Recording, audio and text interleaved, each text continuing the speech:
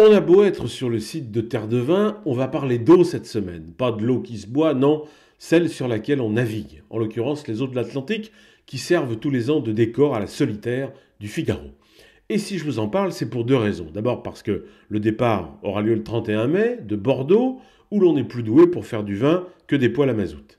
J'aurais pu dire des réchauds à gaz, ça marche aussi.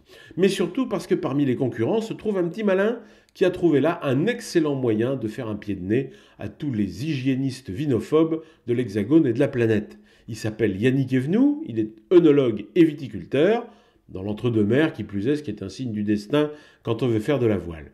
Et il a baptisé son bateau Loi et Vin.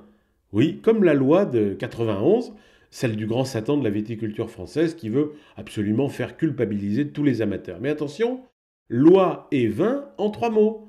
Sur ses voiles et sur sa coque, un célèbre peintre bordelais a peint tout un tas de bouteilles et il part aussi avec la bénédiction de toutes les instances viticoles du Bordelais.